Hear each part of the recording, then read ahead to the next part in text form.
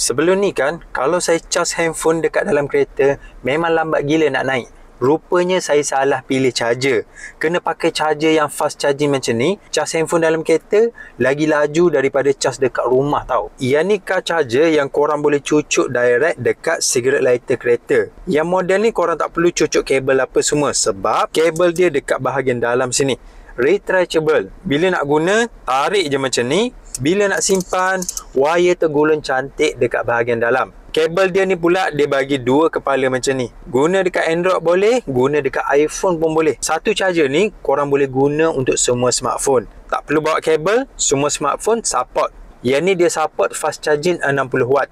Untuk cas handphone memang sangat laju. Lagi-lagi kalau iPhone. Saya cas handphone saya dekat sini, lagi laju daripada saya cas dekat rumah. Bila korang nak guna, tinggal cucuk je dekat cigarette lighter kereta. Mudah. Dan dekat bahagian bawah ni dia ada USB port. Korang boleh cucuk dekat bahagian sini. Dia support untuk cas dua-dua handphone serentak tau. Jadi kalau korang nak cas iPhone boleh, Android dekat sini pun boleh. Yang banyak travel dalam kereta, korang kena ada benda macam ni. Baru nanti bila bateri handphone habis, boleh terus cas dekat dalam kereta. Tak perlu nak tunggu nanti balik rumah baru nak cas. Yang ni saya dapat dengan harga murah sebab tengah offer. Korang boleh check berapa yang korang dapat. Kalau murah, korang kena grab sekarang sebelum offer ni habis. Sebab stok dia ni tak banyak.